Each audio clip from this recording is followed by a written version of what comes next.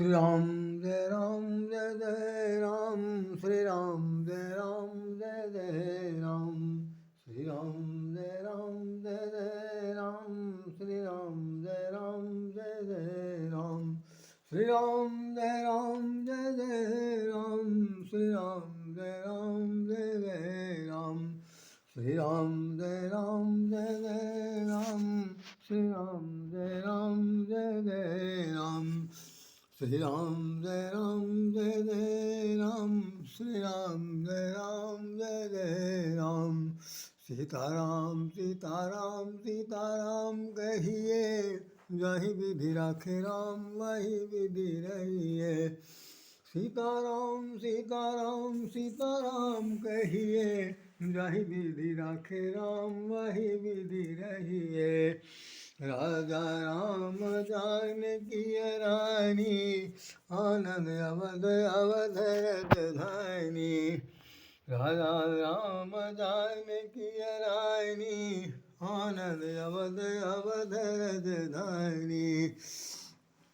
जो आनंद सिंधु सुख राशि, ते करते तुरलोक सुपासी। सो सुख धाम राम असनामा, अखिल लोक दायक विश्रामा।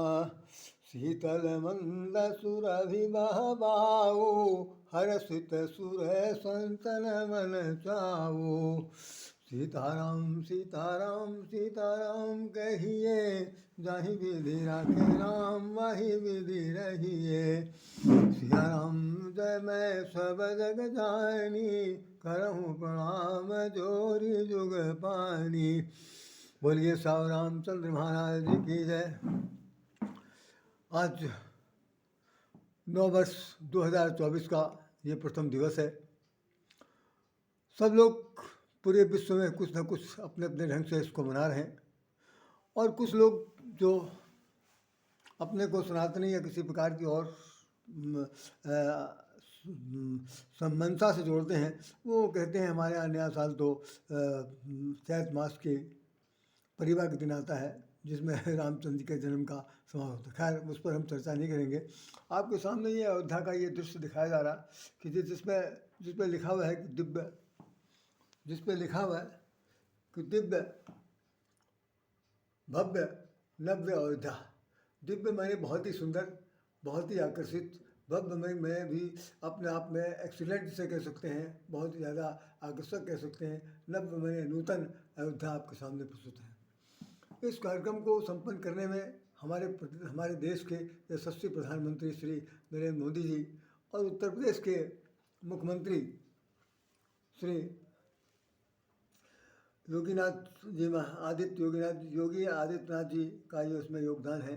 और साथ साथ ये इसमें दिखाया जा रहा कि ये अयोध्या का पुनर्विकास धाम, अयोध्या धाम जनसंघ रेलवे स्टेशन को राष्ट्र को समर्पित किया गया। अन्य तमाम सारी योजनाएं हैं। मेरा इसमें दिखाने का सिर्फ केवल एकमात्र औचित्य सिर्फ इतना ही है कि जन जन का विकास, देश का विकास और हमारी संस्कृति विकास, हमारी धरोहर जो थी, जो कहीं पर किसी तरह से वो पददलित कह सकते हैं या किसी तरह से अधिकृत थी, अनाधिकृत थी, उस पर हम लोगों ने अब जो विजय पाई है और राम के जन्म का ये स्वरूप दिखाया जा रहा। और ये सामने आपके ये हमारा आर्टिकल है जो डेली एक्टिविटीज़ में 1 जनवरी 2009 को छपा था। उत्तर प्रदेश का ये बड़ा प्रसिद्ध अखबार रहा कि उसमें हमने एक आर्टिकल लिखा है जिस पर लिखा हुआ है कि 9 वर्ष पर नए संकल्प की ज़रूरत। 9 वर्ष पर नए संकल्प की ज़रूरत है। और ये डेली ने एक्टिविटी में 1 जनवरी 2009 को प्रकाशित हुआ। इसमें आप देखें हमारा कहीं पर नाम जरूर दिखाई पड़ रहा है, जिसमें ख़ास तौर से बताया गया कि 9 वर्ष में संकल्प की क्यों आवश्यकता है, क्यों ज़रूरत है। साथ साथ इन दिनों अखबार में, कल के अखबार में भी था, आज भी देखा गया कि नए साल का दिल से स्वागत करना है, नए साल का दिल से स्वागत करना है, ये इन्होंने हेडिंग लगाई है। साथ साथ आप देख रहे हैं कि 2024 भी आपके सामने दिखाया जा रहा, 2024 है और 2024 यहाँ पर भी दिखाई पड़ रहा।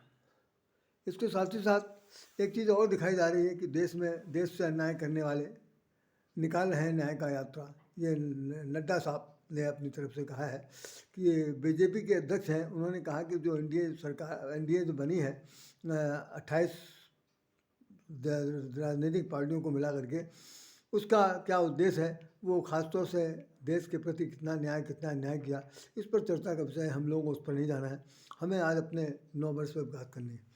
इसके बाद जो और बहुत महत्वपूर्ण बात है जिस पर हमें चर्चा करना था, वो सामने आपको उदाहरण है कि राष्ट्रपति अभी आई थी हाल में, तो उन्होंने उत्तर प्रदेश में उनका दीक्षांत समारोह हुआ था डॉक्टरों का। उसमें उन्होंने 4-5 बातें बताई थी, जिसमें एक विकास का मंत्र बताया था। तो विकास के मंत्र में उन्होंने 5D कहा, 5D कहा था। और 5D को जिस वक्त हम लोग उन्होंने डिफाइन किया, तो उसमें पहले D का मतलब हुआ डिमांड, पहले D का मतलब डिमांड, दूसरे D का मतलब है डेमोग्राफी, तीसरे का मतलब है डेमोक्रेसी, चौथे का मतलब है डिजायर, और पांचवें का मतलब है ड्रीम। तो उन्होंने कहा है कि जो संसार में डिमांड, डेमोग्राफी, डेमोक्रेसी, डिजायर और ड्रीम के जरिए ही देश की तरक्की की जा सकती है। इस पर हम लोग अलग से चर्चा करें। यदि आज का कार्यक्रम इसमें यहीं पर विराम ले लेता है, तो हम राष्ट्रपति की इस बात को एक अलग से एपिसोड बनाएंगे। फिलहाल अभी तो हम इस लोग को दिखाना चाहते हैं। आइए हम लोग इस पर चर्चा करते हैं। संकल्प का जो शाब्दिक भाव है वो ये है कि सा को अगर अलग कर दें और कल्प को अलग कर दिया जाए, तो ना भी बीच में लगा हुआ है, तो कहते हैं कि सत्य से सनी हुई कल्पना, सत्य से सनी हुई कल्पना को संकल्प कहा जाता है।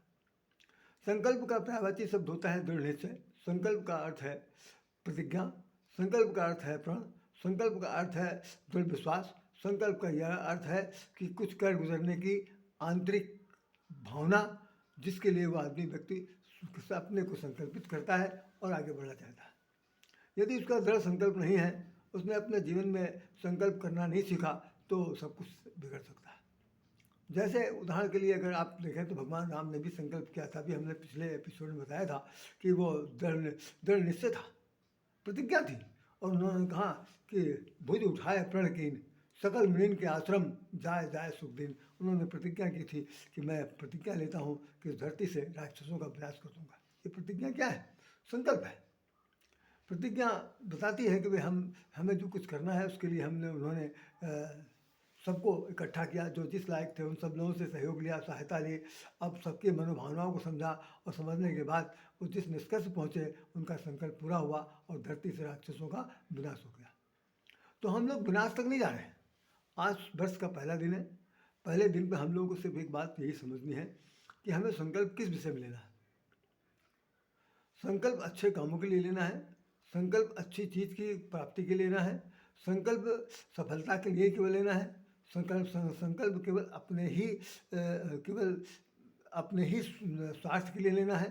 तो निश्चित रूप से ये हमारा आपका जो संकल्प है, ये किसी कीमत पर वो निश्चय प्रावधान नहीं हो सकता।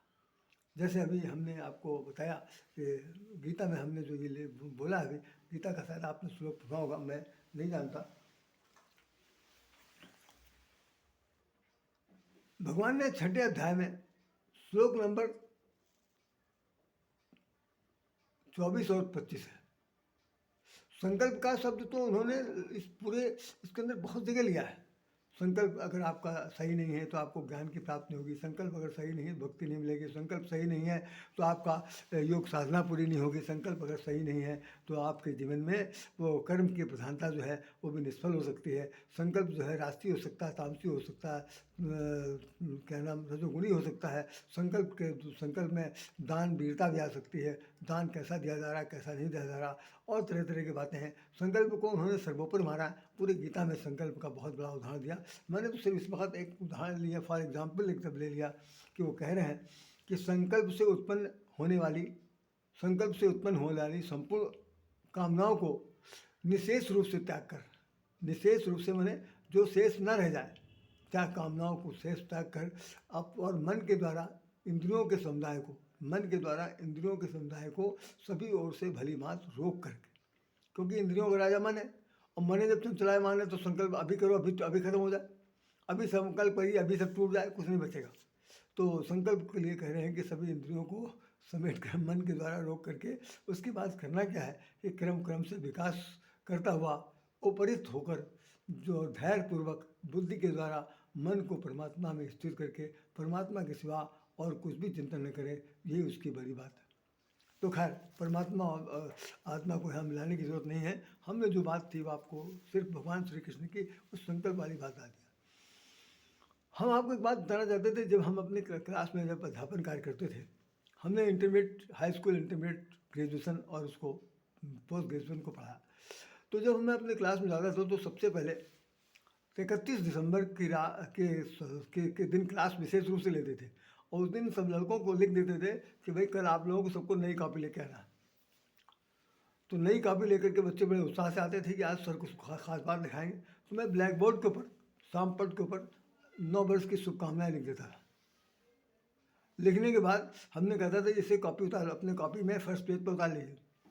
सारे लड़के अपने जो क्लास में 50 60 लड़के होते थे, इंटर किया है, BA के हैं और इसके हाई स्कूल के, तो सब लोग उतार लेते थे। तो मैं सबकी सीट पर जा करके उस पर लिखता था सुपेक्षु शुभेच्छु राधेश्याम, राधेश्याम करके सबको साइन कर देते थे। लड़कों को बड़ी खुशी आती थी कितने कार्ड बांटे जाएंगे, तो उनका पेज ही कार्ड बन जाता था। और उस वक्त कार्ड का बड़ा ज़माना था, सन 74 75 में बता रहा हूँ मैं आपको, बड़ा कार्ड का ज़माना था। बहुत विशेष रूप से कार्ड अमीनाबाद नज़ीराबाद था आपका, ये हजरतगंज भरा रहता था कार्डों से। अब तो कार्ड तो देखने को नहीं मिलता, केवल शब्द शैली रह गई है और इसमें टिक टिक करके ही सब लोगों को संदेश प्राप्त हो जाता, ख़त्म। तो वो लड़कों को दिन रात हमेशा इस बात की चिंता रहती थी कि आज गुरुजी ने हमको साइन कर दिया, हमारे पुस्तक पर सपुत कर दिया।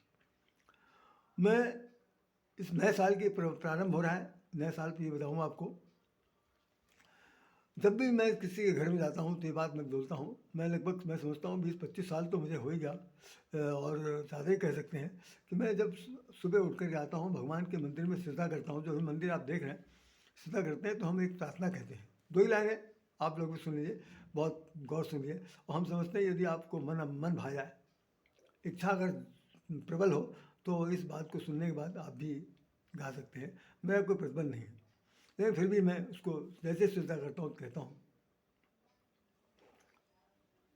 हे प्रभु आनंद दाता ज्ञान हमको दीजिए, हे प्रभु ज्ञान आनंद दाता ज्ञान हमको दीजिए, शीघ्र सारे दुर्गणों को दूर हमसे कीजिए, हे प्रभु आनंद दाता ज्ञान हमको दीजिए, शीघ्र सारे दुर्गणों को दूर हमसे कीजिए। और उसके बाद ये है, वह शक्ति हमें दो दयानिधे, कर्तव्य मार्ग पर डट जावे, सर सेवा पर उपकार में हम जग जीवन सुफल बना जावे, वह पर सेवा पर उपकार में हम जग जीवन सुफल बना जावे। ये प्रार्थना है, 2 लाइन बता रहा हूँ, पढ़ता पूरा हूँ क्योंकि ये प्रार्थना हमारे क्लास में कभी सिखाई जाती थी बचपन में। अब ये प्रार्थना ख़त्म हो गई। अब वो फादर और पीटर फादर ये लोग कुछ पता नहीं क्या चीज़ सिखाते हैं, मुझे मालूम नहीं। यह आज की संस्कृति के साथ बहुत बड़ा दुर्व्यवहार हो गया, हमारी भारतीय सभ्यता ख़त्म हो गई और उसके अंदर ये जो सब लोग मिशनरीज आ गई हैं, उन लोगों ने कैसे शिक्षा दिया है मैं कोई टिप्पणी नहीं कर सकता। सबको अपने अपने बच्चों को एक आदर्श कसौटी पर कसने के लिए कहना चाहिए। फिर उसी में एक लाइन और है,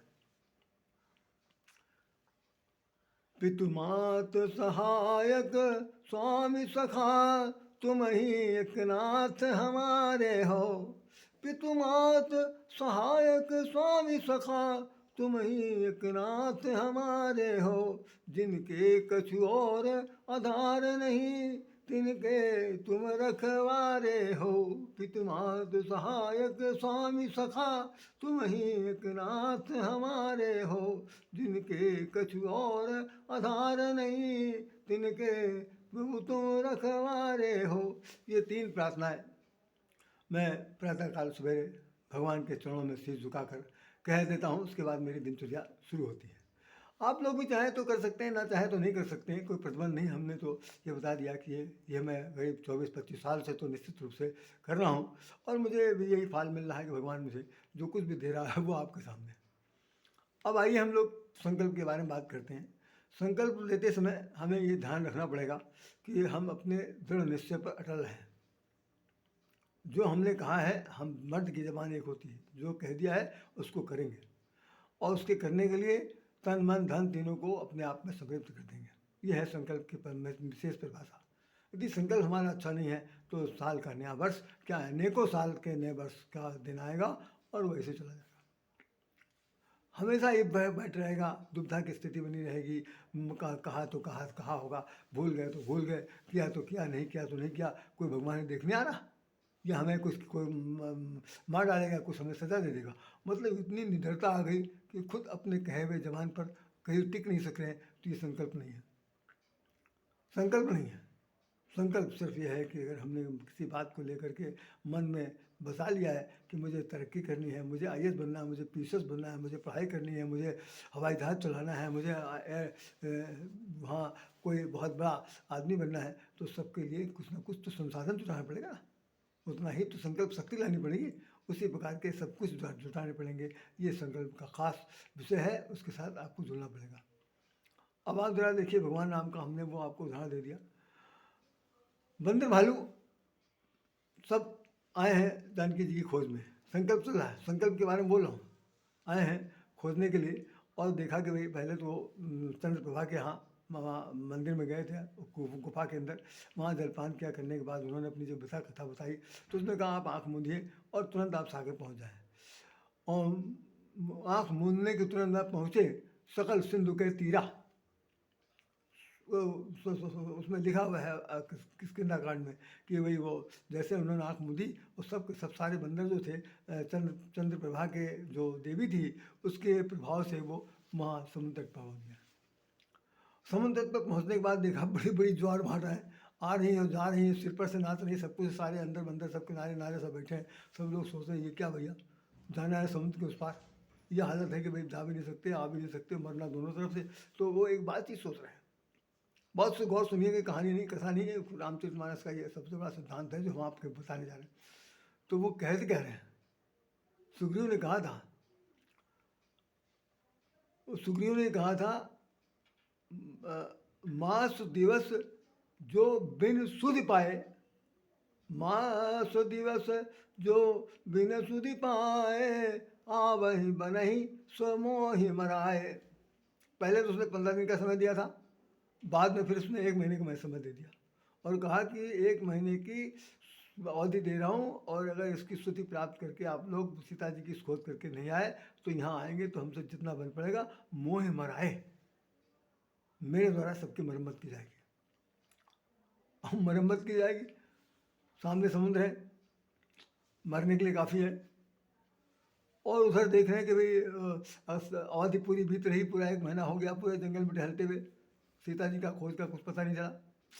इसी बीच में वो जब लोगों के आपस में तर्क चल रहा था तो जटायु आ गया, सॉरी जटायु के बड़े भाई संपाति आ गए, और वो गुफा से कहते क्या है, आज दीन विधि एक ही बारा, कबहू न मिले भर और उदर आहारा, कबहू न मिले भरी उदर आहारा, आज दीन विधि एक ही बारा।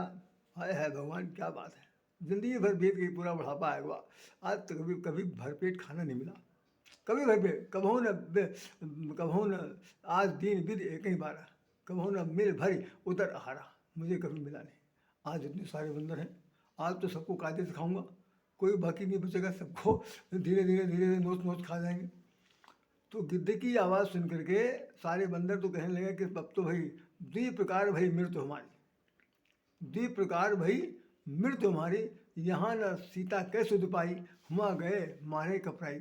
यहाँ तो सीता जी की सुध नहीं मिली, और अब वहाँ जाते तो वहाँ मरम्मत पड़ेगी, अगर उन दोनों को छोड़ दिया जाए तो ऊपर से वो फांद पड़ेंगे भी जिनके लिए हम हार बने हैं, और अगर उनसे मुफ्त मिल गई तो समुद्र महोदय कूद पड़ेंगे। मैं कुल मिलाकर से चारों तरफ से मेरे ऊपर आपदा विपदा आ गई है, मेरी मृत्यु निकट हुई। मतलब ऊपर से आकाश समझ लीजिए, यूँ कह लीजिए कि ऊपर से सिर के ऊपर जो है वो गिद्ध है बैठा हुआ है, और सुग्रीव ने संदेश दिया है कि मैं मारूंगा, और तीसरी तरफ समुद्र है। अब चौथा ये क्या उपाय करें, आत्महत्या कर लें क्या? ऐसी स्थिति में बंदरों ने क्या कहा? संकल्प देखिए, हमारे आपके लिए बहुत बड़ा पहचान दे रहे हैं हम, और वो कह रहे हैं कि भाई आप मनुष्य हैं, आपको इतनी जानकारी नहीं है जितनी मैं बता रहा हूँ। बिन सीता सुत लीन बिना, नहीं जइबै हम जुबराज प्रवीणा। सीता सुधि लीन बिना, नहीं जइबै जुबराज प्रवीणा। बंदरों ने कहा ऐसा है जुबराज अंगद जी, मैं आपको बता दे रहा हूँ, यहीं मर जाएंगे, सब लोग प्राण प्राण त्याग देंगे, लेकिन बिना सीता के सुध पाए हम लोग यहाँ से जाएंगे नहीं। यहाँ पर क्या है, दान हथेली पर रख दिया और कह दिया बिन सीता सुध लीने बिना नहीं जइबै, नहीं जइबै। ये जुबराज प्रवीण, हे प्रवीण, हे समझदार योग निपुण, मेरे प्रदर्शक ही कहे, सेना नायक है, तो मैं जाऊंगा नहीं। फिर बाद में आगे कथा ये कहती है कि भाई हनुमान जी को प्रेरित किया गया और वो गए लंका में जाते समय उन्होंने कह दिया था कि जब लग आमऊ सीत ही देखी, हो काज मोई हरस विषय की, तब लगे मोई परखे वो तुम भाई, सही दुख कंद मूल फल खाई। तब तक है भैया, जब तक हम लौट के नहीं आते, हमें मालूम है कि आप लोगों की कितनी चिंता है, हमें मालूम है कि सबके प्राण कितने प्यारे हैं, सब लोग किस तरह से आदमी की हालत में बैठे हुए। मैं सबके बारे में सोच रहा हूँ, और सब बहुत हर्ष होगा जब हम जानकी जी की खोज करके आएंगे। तब तक तुम लोग यहाँ पर जो ये है कंद मूल फल इत्यादि खा के रहना। मतलब हनुमान जी के मन में जो संवेदनशीलता है देखने काबिल है, अनुकरणीय है और अनुकरणातीत है। भाई ये हुआ कि भाई खोज, तो कहने का भाव से भी है कि संकल्प लेते समय उन बंदरों ने कह दिया नहीं जइबै। हमने भी संकल्प कर दिया, हमने भी संकल्प कर दिया, हम अगर जीवन में बहुत बड़ा आदमी बनना चाहते हैं तो अपना बड़ा आदमी बनने के लिए हमें वो सब कुछ करना पड़ेगा। कोई भी चीज़, कोई टारगेट, कोई भी लक्ष्य, कोई भी पूर्ति, कोई भी कामना, उन सब कामनाओं को पूर्ति करने के लिए हमारे अंदर सच्चा संकल्प चाहिए। कैसा संकल्प, जिसका मैंने भी उदाहरण दिया कि जो सत्य से सना हुआ कल्पना है उसका नाम संकल्प है। सत्य से सना हुआ, संकल्प संकल्प आधना, तो जो सना हुआ है कल्पना से, उस कल्पना को साकार रूप देने के लिए हमें सत्य दृढ़ होना चाहिए, सत्य निश्चय होना चाहिए। हमें गुरुजी जब क्लास में पढ़ाते थे तो कहते थे देखो भाई, अब राजस्थान तो अकेले नाम लेंगे नहीं, नाम तो पूरी क्लास से लिया जाएगा, तो कहते ध्यान रखना भाई, अपने साथ ईमानदारी बरतो। अगर अपने साथ आप ईमानदारी नहीं बरतेंगे तो निश्चित कहेंगे जिंदगी भर तुम सफ़र करोगे, जिंदगी भर सफ़र करोगे। तो हम लोग सोचते थे कि सफ़र करोगे, सफ़र माने क्या होता, सफ़र माने SUFF, सफ़र करेंगे तो हम लोग कहीं कहीं इधर उधर सफ़र करेंगे, या कोई जैसे होता I am suffering from fever, बुखार वखार से पीड़ित है, ये लिखा जाता। लेकिन वो सफ़र करोगे, ये बात हमें कब पता चली, तब मैं जब 18 साल का था तो ये बात स्लोगन पढ़ी सुनी गुरु जी से, और जब मैं 40 साल का हुआ तो मुझे एक सज्जन मिले जो मेरे क्लास फेलो थे। वो बहुत दीनहीन हालत में थे। होता ये था कि क्लास के अंदर से वो जनरल फुटिंग GF लिख करके क्लास से जैसे सब भागते थे वैसे वो भी चले जाते थे, पढ़ाई नहीं किया, ज़्यादा पढ़ाई नहीं की। तो वो ऐसा कुछ रोज़गार करते हुए देखे गए, जिनको देख के हमने जब उन्हें पुकारा बीच सड़क पर तो उन्होंने मुझसे आंखें मिलाना बंद कर दिया। और बाद में हम गए उनके पास बलात और कहा भी क्या हुआ, उनका जीवन चंद जोशी नाम था, कहना कुछ नहीं यार, ज़िंदगी कट रही है, कट रही। तो मेरा मतलब यह है कि आदमी को बहुत दिन बाद समझ में आता है यदि उसने धोखा दिया है तो वो कहते थे कि अपने साथ ईमानदारी बरतो।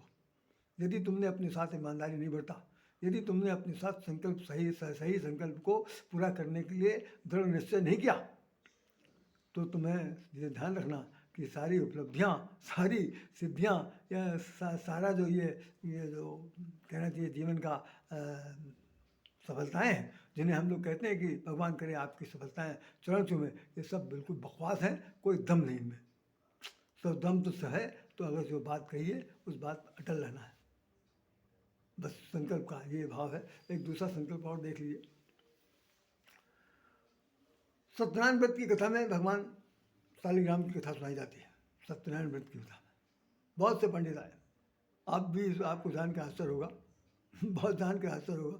सन 1969 से 69 से आज तक कितने वर्ष हो गए भाई?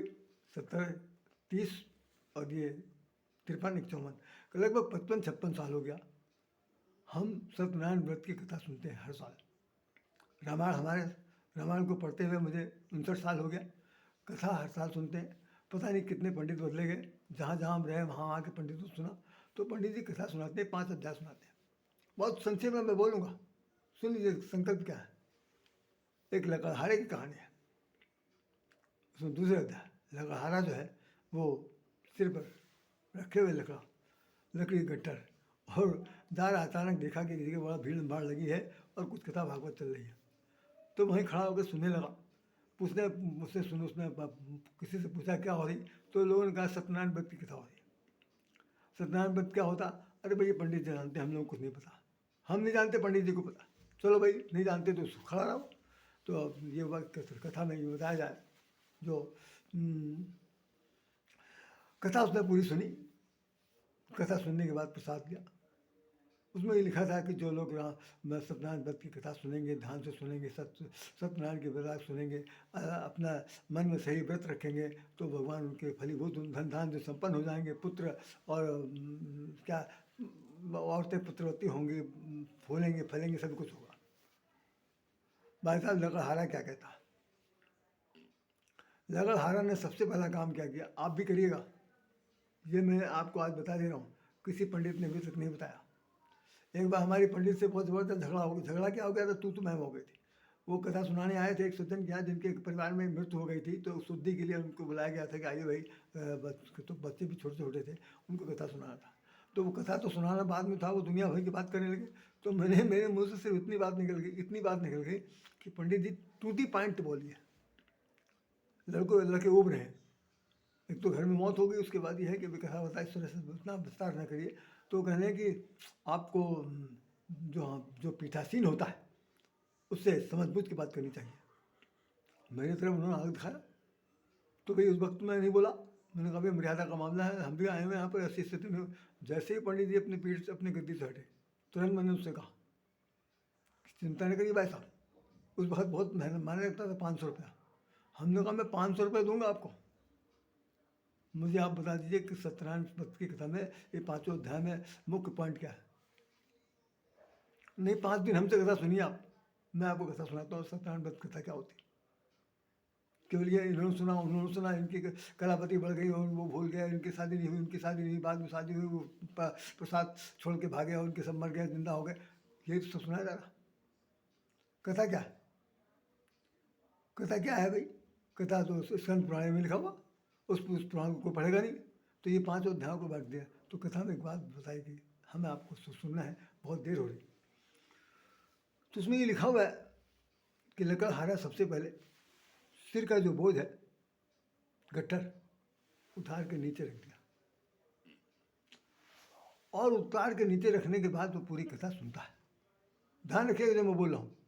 कथा सुनने के बाद प्रसाद ग्रहण करता है और उसी समय निश्चय करता है कि भगवान, यदि हमारी कल सही ढंग से बिक्री हो गई, हमको अगर लाभ मिला, तो हम पूरे पैसे से आपकी कथा सुनेंगे। ये क्या है? सबसे पहले जिंदगी का बोझ, जिंदगी की जो तनाव है, जितना दिमागी, शारीरिक, मानसिक, पारिवारिक तनाव है, तनाव रूपी जो सिर पर बोझ है, उस बोझ को उठा के किनारे रखिए। अगर कथा सुननी है, सिर का बोझ उठा कर अलग रख दीजिए, निश्चिंत हो जाइए। निश्चिंत होने के बाद निर्णय करिए कि आपको क्या करना है। भगवान यही देखते हैं कि क्या करना चाहता है, ये आप बताए तो सही। सिर पर बोझ लादे में सहन हो नहीं पा रहा, खड़े हो नहीं पा रहे, प्रसाद के लालच में खड़े हैं, अरे तो क्या चीज़ करोगे भाई? तो उसने कहा कि जो कल हमें पैसा मिलेगा उससे हम आपकी कथा सुनेंगे। भगवान की कृपा देखिए, ऐसी कथा बताती है कि उनको उस दिन लकड़ी जो बेचा तो वो दुगना दामों में बिक गई और बहुत पैसा प्राप्त हो गया। उसने कथा सुनी। तो कहने का इस कथा कहानी के भाव सिर्फ इतने हैं कि आपके जीवन में दृढ़ संकल्प तभी संभव हो सकता है जब जिंदगी का उथल पुथल, जिंदगी के कोहराम, जिंदगी का उहाफो और खास तौर से अस्थिरता जब तक रहेगी तब तक बौद्धिक विकास नहीं हो सकता और संकल्प दृढ़ नहीं हो सकता। सच्चा संकल्प करने के लिए आपको लकड़हारा भी बनना पड़ेगा। सच्चा संकल्प करने के लिए आपको भगवान के सामने अपने आप को अकिंचन भी बताना पड़ेगा, तब हो सकता है। तीसरा उदाहरण देख लीजिए। तीसरे उदाहरण में ये है,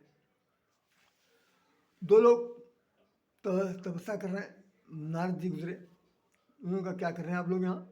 तो मैं राम राम जप रहा हूँ। किस लिए? वे भगवान से मिलना चाहते हैं।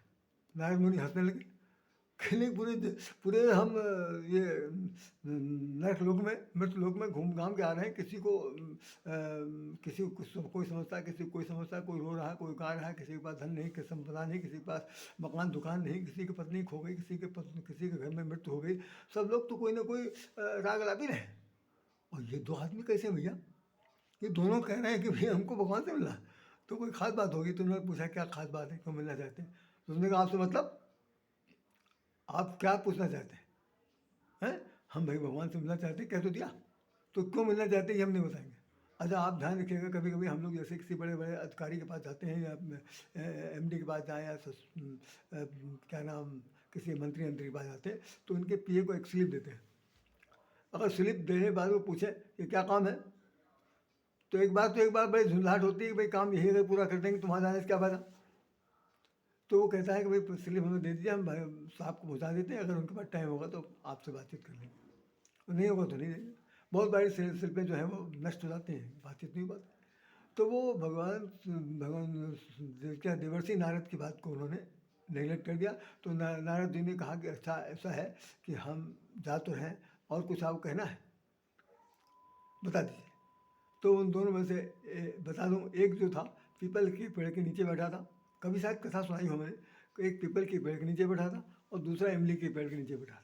गौर से सुनिए, कहानी बहुत ज़बरदस्त है। ये श्रीमद् भागवत कथा में कहीं पर आई है, किसी महापुरुष के मुखारबिंद से हमने सुना। ये मेरी कोई वैसा कल्पना नहीं है। वह ये कि पीपल के पेड़ के नीचे वाला जो बैठा हुआ है वो भी हाथ में मंडल का मुंडल लिए है, माला जप रहा।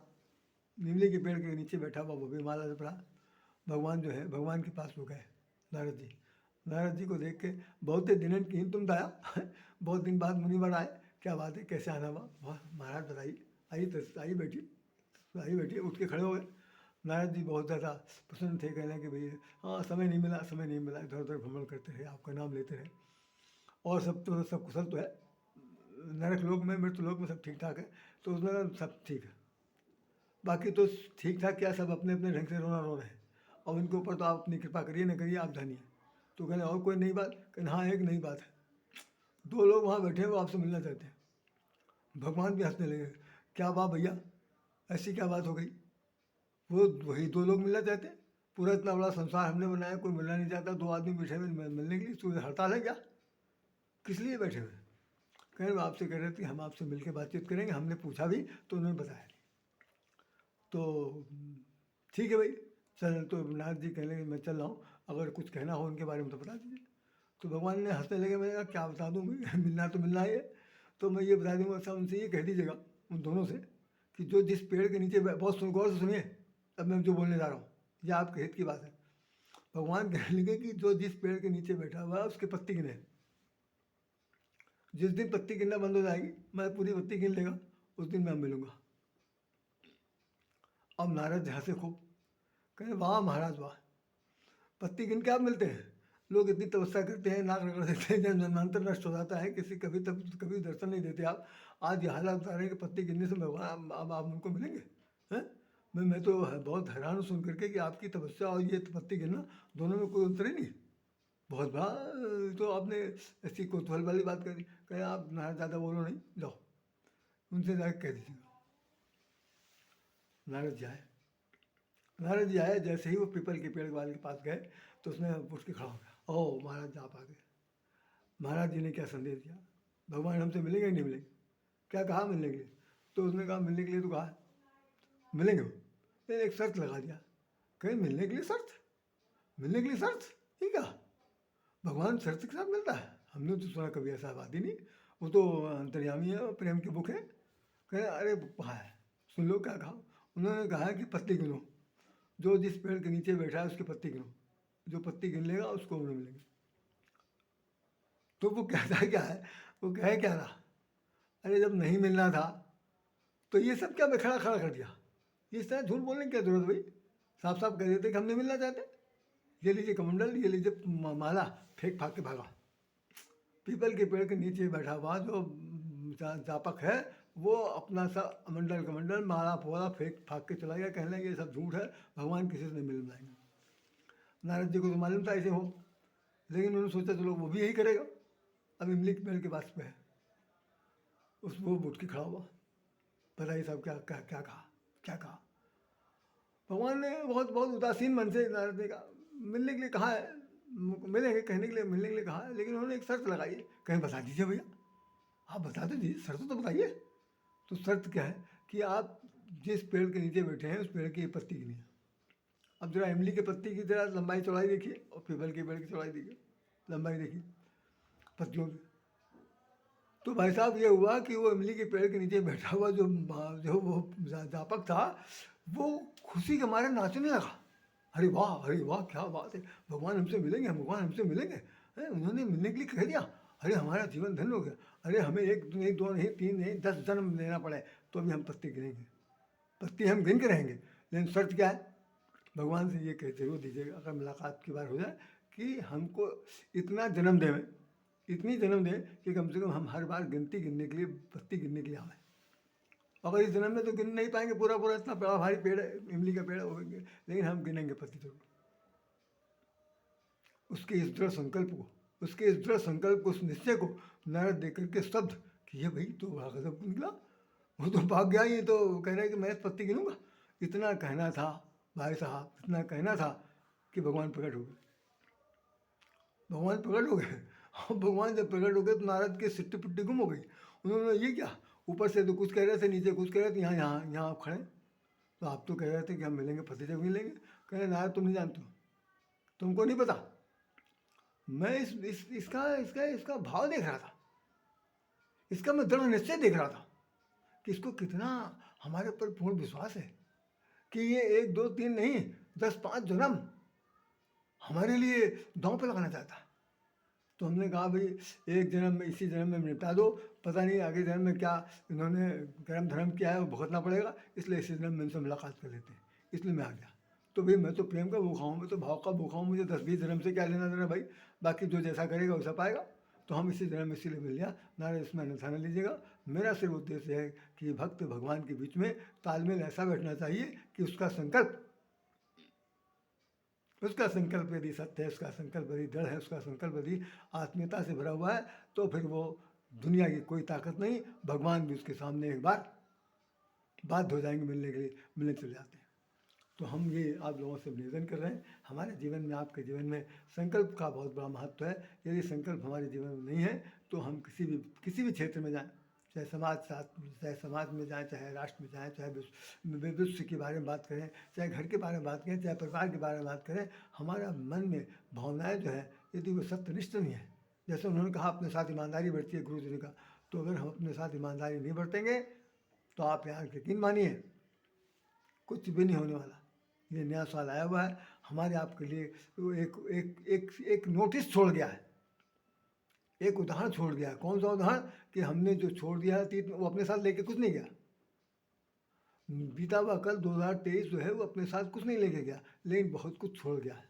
वो बहुत कुछ क्या छोड़ गया है कि सेल्फ ऑब्जर्वेशन करने की छोड़ गया। जितनी घटित घटनाएं हुई हैं वो सब आपको देख करके उसमें सुधार लाने की छोड़ गया।